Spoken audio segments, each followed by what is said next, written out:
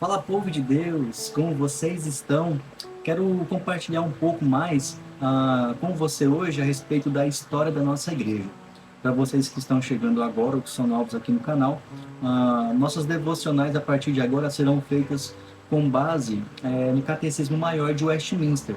Então, nada melhor que antes de nós começarmos as devocionais, eu falar um pouco a respeito de como se deu o Catecismo Maior, como que foi a reunião onde o Catecismo Maior foi feito, e então eu quero falar um pouco hoje a respeito da Assembleia de Westminster. Separei aqui algumas colinhas para que eu possa contar alguns tópicos a respeito dessa reunião com vocês, né?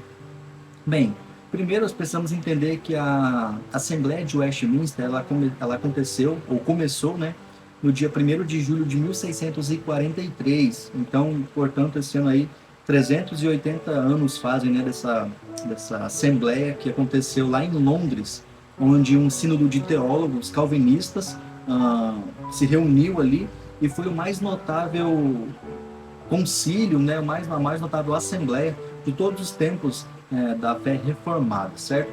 A assembleia ela foi chamada de Assembleia de Westminster por causa do lugar onde ela aconteceu, que foi nas dependências da abadia de Westminster, lá em Londres. Também aconteceu ali no momento ali do ápice de uma luta eclesiástica e política que acontecia na Inglaterra. Havia uma luta eclesiástica, isso é, no âmbito religioso, por causa da luta entre os puritanos contra a hierarquia e a liturgia que era semi-episcopal, fazia parte ali, né, do movimento da igreja anglicana.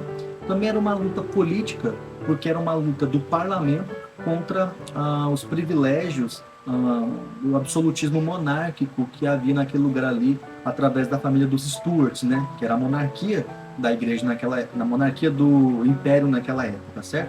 Esse foi um momento histórico de muita efervescência religiosa, porque os protestantes e os católicos estavam em guerra ali, na Guerra dos 30 Anos, de forma muito empenhada. Havia também na Holanda, onde aconteciam debates religiosos entre os calvinistas e os arminianos, e entre várias outras questões políticas, guerras que aconteciam ali ao redor do mundo todo. Nos aspectos gerais da Assembleia de Westminster, nós podemos destacar aqui que o parlamento nomeou no dia 12 de junho, um tempo atrás, antes da reunião começar, de 1643, os homens que iriam constituir essa assembleia no número de 151, sendo 121 clérigos, pessoas que eram responsáveis e que trabalhavam na igreja, e 30 membros do parlamento.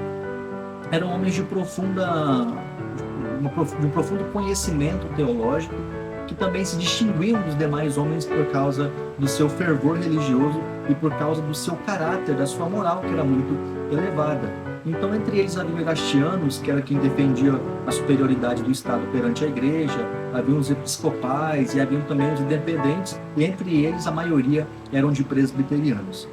A maior parte era calvinista, então havia uma unidade ali doutrinária. Os episcopais não puderam comparecer, senão uns poucos, nas reuniões, e os anglicanos jamais reconheceram ali as prerrogativas desta Assembleia. Na abertura, houveram 69 deputados, ou seja, 69 representantes, e nas outras houveram 96, mas a média ficava de frequência entre 60 e 80 dessas pessoas. O funcionamento dessa Assembleia era uma regra ali, ou 10 regras bem definidas, que funcionavam como um regimento interno dessa reunião. Todas as sessões deviam se abrir com oração e nenhuma resposta para nenhum dos questionamentos feitos deveriam ser votados no mesmo dia, para que as pessoas pudessem então pensar ali. Se apresentasse uma proposta, essa proposta não seria votada no mesmo dia.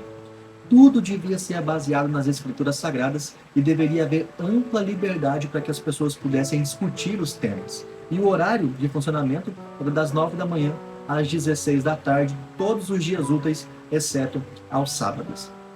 Essa assembleia, então, ela produziu alguns documentos, dentre eles o Catecismo Maior e o Breve Catecismo de Westminster, e, claro, a Confissão de Fé de Westminster, além também do Diretório de Culto de Westminster, do qual a gente vai usar aqui o Catecismo Maior de Westminster, onde eram feitas perguntas para esses teólogos, e eles então formulavam uma resposta com base nas escrituras sagradas dos mais variados temas, sendo o primeiro tema ali, qual o fim principal do homem. É sobre isso que nós falaremos essa semana, o fim principal do homem. Nossas devocionais a partir de hoje serão baseadas nas referências que esses teólogos deram a respeito das suas respostas, e no final então da pergunta, no final dessas referências, eu trarei a pergunta, a resposta que eles deram e também um breve comentário a respeito disso. Essa é a história da confissão, da Assembleia de Westminster, e é claro que ela é muito mais profunda, havia muitas mais coisas que deveríamos falar, mas por uma questão de conhecimento básico a respeito dessa Assembleia, eu creio que esse vídeo já serve para a gente poder ter uma ideia ali, sabermos um pouco mais a respeito do propósito, que era para que houvesse então uma clareza quanto à igreja que seria seguida ali na Inglaterra, certo? Os irmãos queriam ter uma clareza, uma definição teológica a respeito do que aquele Estado, no caso a Inglaterra, cria. E a nossa igreja adotou então esses símbolos de fé, confissão de fé de Westminster, catecismo maior e menor de Westminster, com as nossas confissões de fé também. Nós subscrevemos elas entendendo que esses teólogos chegaram a um veredito fiel da palavra de Deus a respeito desses determinados assuntos. Então é isso, que Deus abençoe a vida de cada um e que nós possamos cada dia usar dessas ferramentas para crescermos mais no conhecimento do Senhor. Deus te abençoe.